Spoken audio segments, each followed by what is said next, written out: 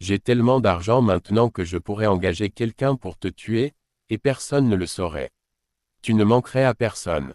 Personne ne saurait rien. Daniel Evans, ancien directeur musical, se souvient encore de la menace adressée par son ancien patron, Sean Diddy Combs, alors connu sous le nom de Puff Daddy à l'un de ses collègues. C'était en 1997, raconte-t-il, dans les bureaux new-yorkais de Bad Boy Records, le label musical de Combs, récompensé par un Grammy Award. Il s'est dit, voilà ce que l'argent fait de vous. Combs était souvent piquant, mais Evans affirme que le pouvoir était en train de le transformer. Quelques jours auparavant, le magnat du hip-hop avait reçu sa plus grosse récompense à ce jour, 6 millions de dollars pour marquer le succès du label, qui s'enorgueillissait d'artistes ayant vendu des disques de platine, comme The Notorious Big. Cette année-là, la carrière musicale de Combs a atteint son apogée, et son empire s'est rapidement étendu à la mode, à l'alcool et même à sa propre chaîne de télévision. Près de 30 ans plus tard, son héritage est en ruine, il est en prison et attend son procès pour trafic sexuel et racket, tout en se battant contre des dizaines de procès qui l'accusent de s'être drogué et d'avoir commis des agressions lors de fêtes somptueuses, dans des hôtels de luxe et dans le studio d'enregistrement de sa maison de disques. Il nie toutes ces allégations. Aujourd'hui, la BBC s'est entretenue avec plus de 20 personnes ayant travaillé avec Combs chez Bad Boy Records, notamment d'anciens cadres, assistants et producteurs, qui décrivent pour la première fois des incidents troublants dont ils affirment avoir été témoins pendant l'essor de la maison de disques dans les années 1990. Certains cadres disent avoir eu des inquiétudes après avoir vu Combs avoir des relations sexuelles avec des femmes dans le studio, notamment lors d'un incident où, selon l'employé, la jeune femme n'a pas semblé réagir lorsqu'il est entré. Un autre membre du personnel s'est plaint que Combs lui avait demandé de lui apporter des préservatifs. La BBC a également appris que des fonds de l'entreprise étaient utilisés pour faire venir des femmes de tous les États-Unis pour des relations sexuelles à la demande d'artistes et d'autres employés.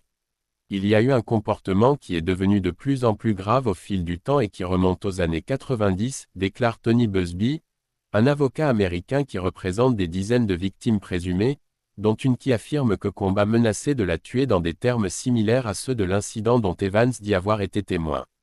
Sa cliente affirme que Combs l'a violée sur le sol d'une salle de bain lors d'une soirée promotionnelle organisée pour The Notorious Big, la plus grande star du label, en 1995. Elle affirme dans son procès qu'ensuite, Combs lui a dit de n'en parler à personne ou tu disparaîtras. Dans une déclaration, l'équipe juridique de Combs a accusé Busby d'être plus intéressé par l'attention des médias que par la vérité et a affirmé que la star du hip-hop n'a jamais agressé sexuellement ni fait de trafic d'êtres humains.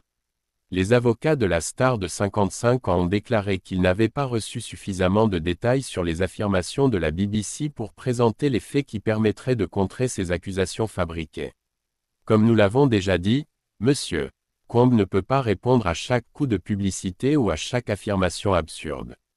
Il a pleinement confiance dans le processus judiciaire, où la vérité prévaudra. Ces accusations ne sont que pure fiction, ont-ils déclaré. Sean Combs est devenu millionnaire du jour au lendemain en lançant Bad Boy Records en 1993 avec une liste d'artistes de premier plan. C'était la première entreprise de Combs, qui s'était déjà fait un nom à 19 ans en tant que directeur artistique d'un autre label musical, Upton Records. Il disait qu'il voulait devenir l'un des plus grands artistes du monde et peu importe que je le croie ou non se souvient Jimmy Mann, un ancien collègue d'Upton.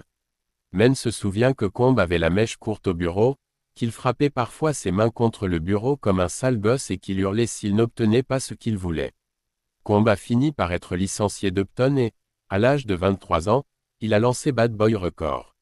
C'est l'homme le plus travailleur que j'ai jamais rencontré et il a toujours voulu que les gens aient la même énergie que lui, déclare Daniel Evans, un cadre supérieur qui a géré les budgets d'enregistrement de Bad Boy et les contrats des artistes entre 1994 et 1997. Combs se décrivait comme le grand Gatsby et s'est rapidement fait connaître en organisant des soirées très convoitées dans des boîtes de nuit new-yorkais, sur les plages de Cancun, Mexique, et, plus tard, les tristement célèbres White Party, du nom du code vestimentaire entièrement blanc, dans les Hamptons.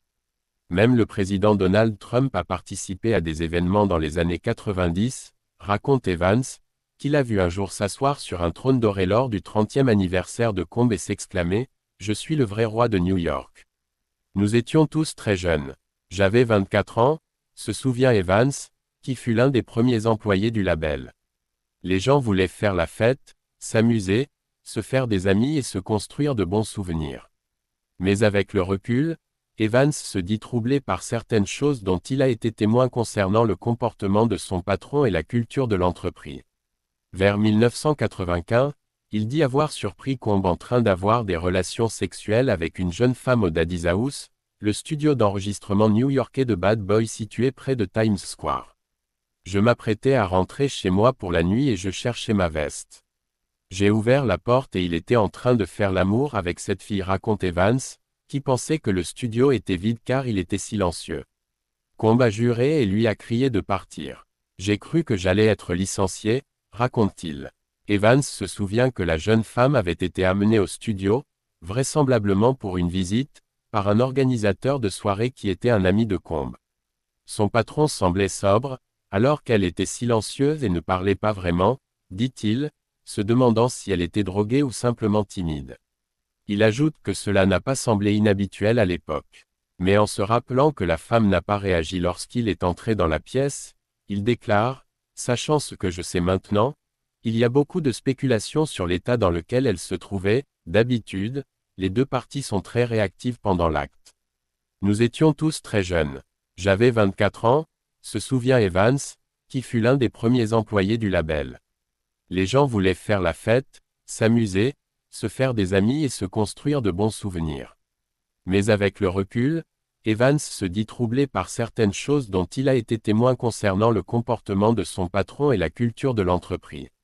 Vers 1995, il dit avoir surpris Combe en train d'avoir des relations sexuelles avec une jeune femme au Daddy's House, le studio d'enregistrement new-yorkais de Bad Boy situé près de Times Square. Je m'apprêtais à rentrer chez moi pour la nuit et je cherchais ma veste. J'ai ouvert la porte et il était en train de faire l'amour avec cette fille, raconte Evans, qui pensait que le studio était vide car il était silencieux. Combe a juré et lui a crié de partir.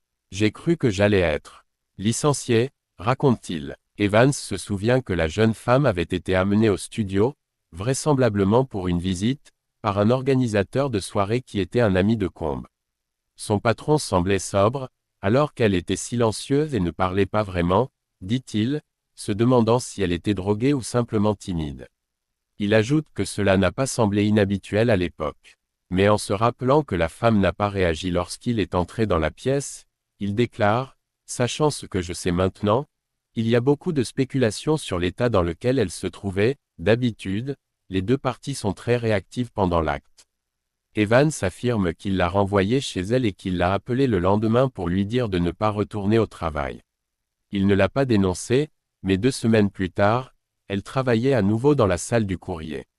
Les artistes et autres employés de la maison de disques de Combe demandaient parfois à ce que des femmes viennent en avion pour avoir des relations sexuelles au studio, affirme l'ancien cadre. S'il avait une spécialité sexuelle dans quelque chose, on les faisait venir par avion, explique Evans, qui a déclaré à la BBC qu'il le savait parce qu'il contrôlait les budgets. L'argent pour les vols était mis de côté et enregistré dans la rubrique voyage, ajoute-t-il. Il s'agissait probablement de milliers de dollars. Je ne pense pas que cela se produisait très souvent, mais c'était sans aucun doute une dépense d'enregistrement. Evans affirme que les demandes de Combe étaient gérées par ses assistants personnels. L'un d'eux a déclaré à la BBC que Combe leur demandait souvent de faire venir par avion des femmes avec lesquelles il fricotait et de les loger dans des hôtels, bien que l'assistant ait affirmé qu'il ne s'agissait pas de travailleuses du sexe. Dans les années 2000, le studio d'enregistrement Daddy's House s'est encore transformé, selon 2 anciens employés, en une culture de sexe, drogue et rock'n'roll. Combe y amenait régulièrement des femmes au hasard pour faire la fête, se présentant avec un entourage de dizaines de personnes dans 3 jeeps blanches, avec des jantes blanches et des sièges en cuir blanc, disent-ils. D'autres artistes demandaient des valises de vodka Ciroc et l'un d'entre eux a même amené un singe à une session, selon un ancien cadre. Le studio est l'un des endroits où des femmes ont depuis accusé Combe de les avoir droguées et violées. Le mannequin Crystal McKinney affirme que le magnat l'a abreuvé d'alcool et de marijuana avant de l'agresser sexuellement en 2003. La même année, une femme affirme que Combe et 2 associés l'ont violée collectivement au studio alors qu'elle avait 17 ans. Les avocats de Combe déclarent qu'il a hâte de prouver son innocence, ajoutant que les allégations de McKinney sont sans fondement. De nombreux anciens collaborateurs affirment qu'ils ont encore du mal à réconcilier les allégations avec l'homme qu'ils connaissaient. Ces accusations me surprennent, tout comme, j'en suis sûr, de nombreux membres de notre entourage, déclare Jeffrey Walker, un ami proche de Combe qui faisait partie de l'équipe de production initiale de Bad Boy. J'ai assisté à des white parties et, bien sûr, à des séances de studio, et rien de ce dont il est accusé ne s'est passé sous mes yeux.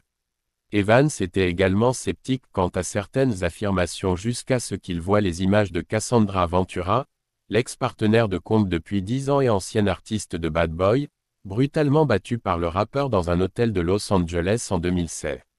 Ventura a été la première personne à poursuivre Combe en novembre 2023, alléguant qu'il l'avait piégé dans un cycle d'abus, de violence et de trafic sexuel. Pendant leur relation, Combe a réglé le procès le lendemain pour un montant non divulgué.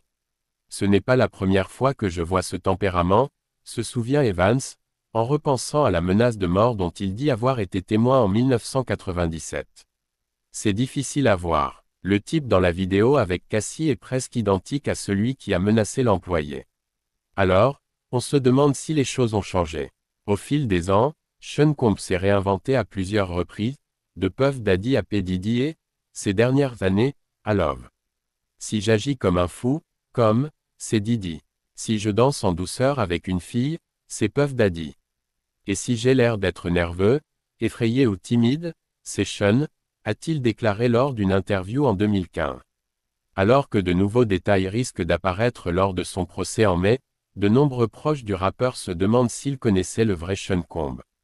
On pourrait penser que c'est un être humain dégoûtant, mais ce n'est pas le souvenir que j'ai de Puff, déclare Jimmy Mann, qui a grandi avec Combe à Mount Vernon, dans l'État de New York. Mais après une pause, il ajoute, ou peut-être que l'argent donne aux gens la liberté d'être exactement ce qu'ils sont, et qu'il était ce type depuis le début.